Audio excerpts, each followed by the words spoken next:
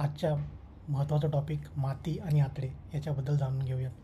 So let's पहिल्या भागामध्ये आपण समजून घेतलं होतं की आपलं जे अन्नपचन क्रिया असते ती कशाप्रकारे होते. तर आपलं नॉर्मली तोंडातून आपण जे अन्न खातो ते आपल्या अन्ननलिकेद्वारे आपल्या जठराद्वारे मोठ्या आतड्यामध्ये जाते. नंतर मोठ्या आतड्यामधून आपल्या लहान आतड्यामध्ये येते.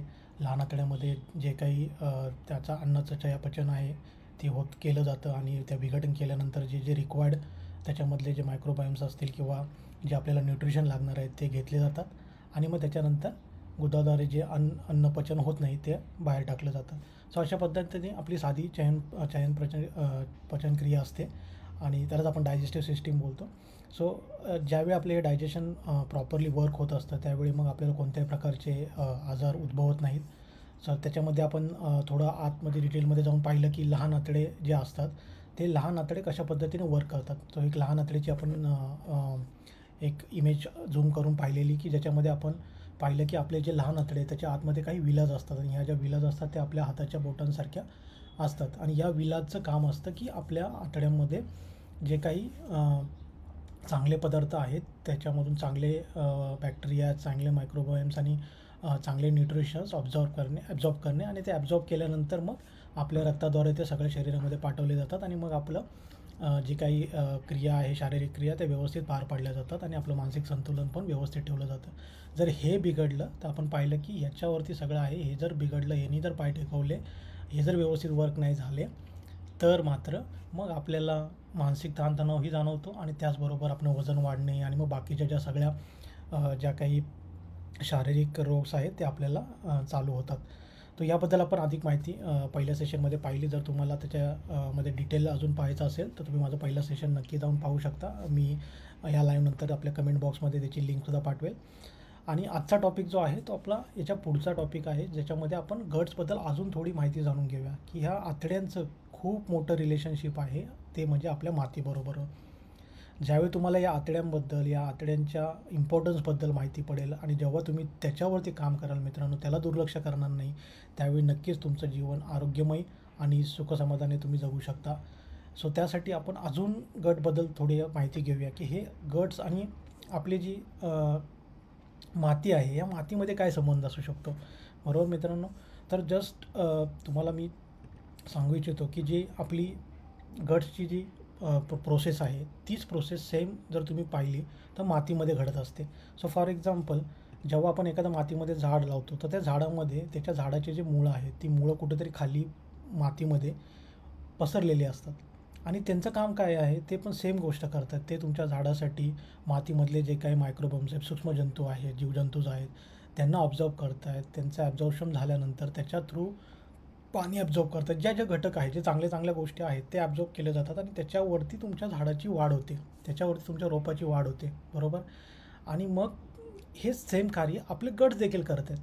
जर तुम्ही बाजूच्या इमेजमध्ये पाहिलं तर आपले गट्स देखील हेच काम करत आहेत की जे काही आपलं अन्न आपल्या शरीरातून मोठ्या आतड्यातून विघटन होऊन छोट्या आतड्यामध्ये ज्यावेळी जातं आणि छोट्या आतड्यामधून जेव्हा ते फिरत असतं त्यावेळी त्याच्यामधून सुद्धा असेच काही मायक्रोबायोम्सवर तुम्ही त्याला सूक्ष्मजीवजंतू बोलू शकता, चांगले बॅक्टेरियाज जे असतात, चांगले न्यूट्रिशन्स जे असतात ते ऑब्झर्व केले जातात आणि ते ॲब्झॉर्ब केल्यानंतर मग तुम्हाला त्याच्यामधून चांगल्या गोष्टी भेटल्यामुळे तुमच्या शरीरामध्ये चांगलं रक्त तयार केलं जातं आणि ते चांगलं रक्त जर तुमच्या शरीरातून वाहत असेल तर तुमच्या सगळ्या शारीरिक क्रिया व्यवस्थित होत असतात आणि कोणत्या पद्धतीचे रोग तुम्हाला होत नाहीत.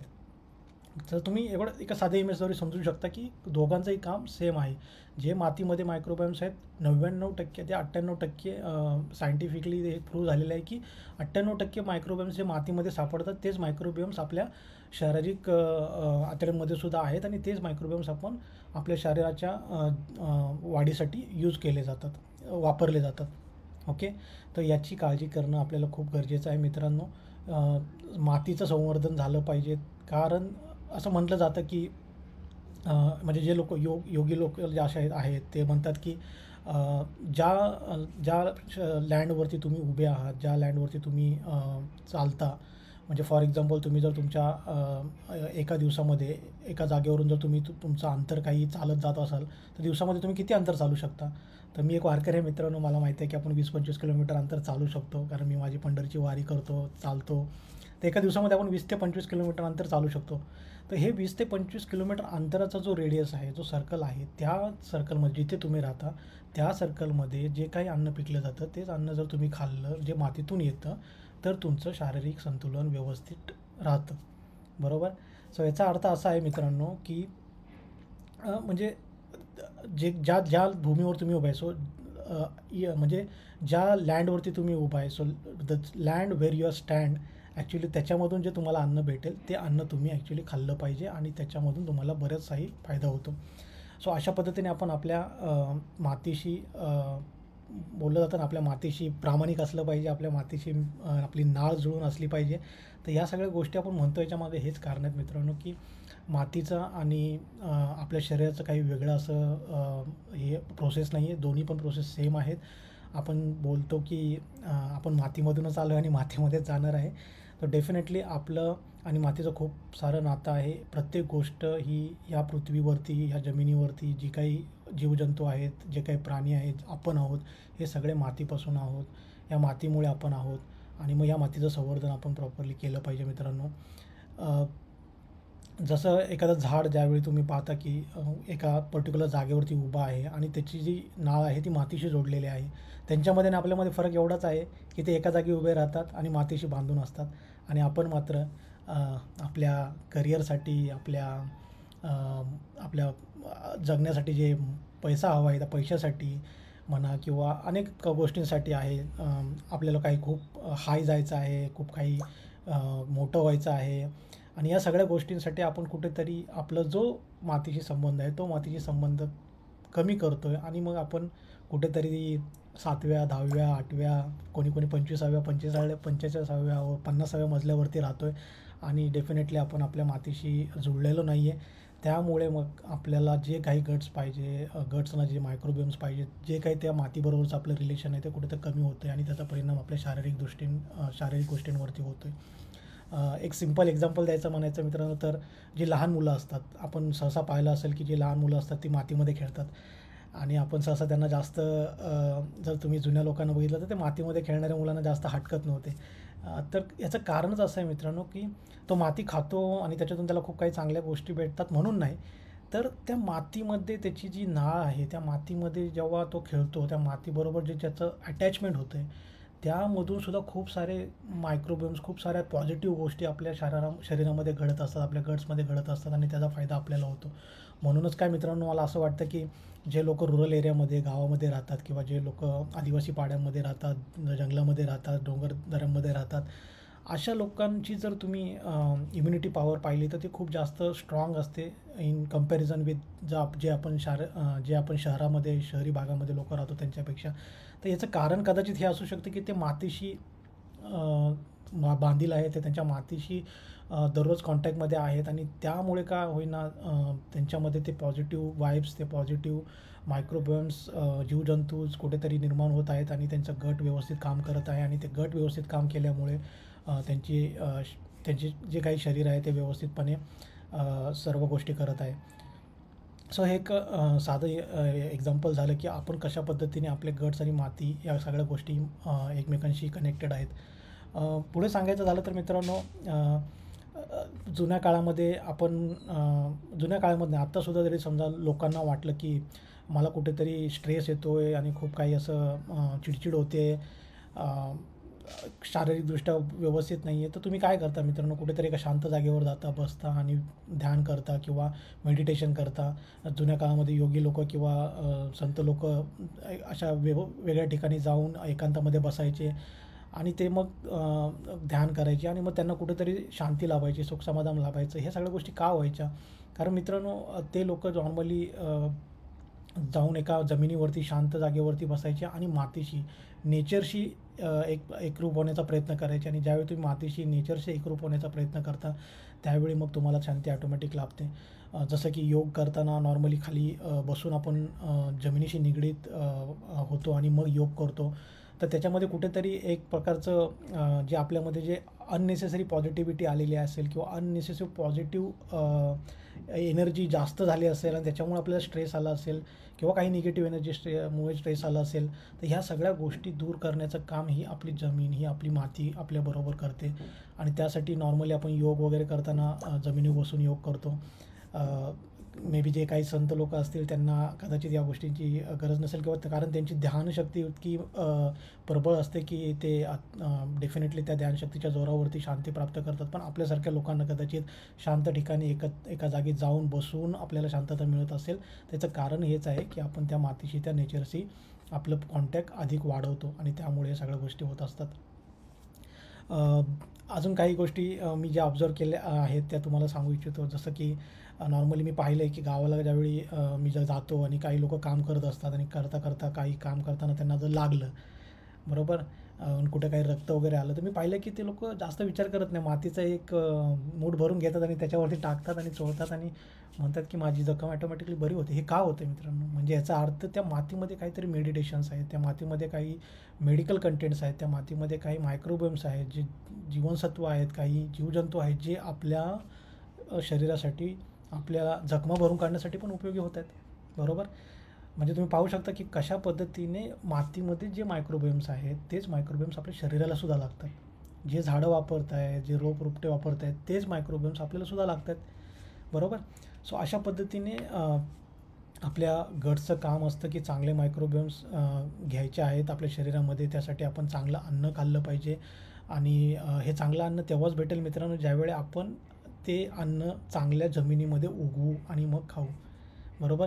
आपण पाहत असाल की आजकाल इंडस्ट्रियल गोष्टी खूप वाढलेल्या आहेत आणि त्याच्यामुळे बरेच वेळा असं होतं की आपल्याला डायरेक्ट अन्न व्यवस्थित प्रॉपरली जे विदाऊट रासायनिक अन्न आहे आपण म्हणतो ते भेटत नाही. याचं कारणच असं आहे मित्रांनो की आजकाल सगळ्या गोष्टी रासायनिक खतांद्वारे उगवल्या जात आहेत आणि त्या रासायनिक खतामुळे आपल्याला जे काही आपण खातो त्याच्यामध्ये पण कुठेतरी रासायनिक गोष्टी ॲड होत आहेत. आणि जर त्या रासायनिक गोष्टी आपल्या याच्यामध्ये जर ॲड होत असतील तर डेफिनेटली आपल्याला त्याचा जो फायदा आहे तो होणार नाही आहे आणि कुठेतरी मग आपल्याला सुद्धा अशाच गोष्टींना सामोरं जावं लागेल. जे काही रोग होणार आहेत ते होणार डेफिनेटली.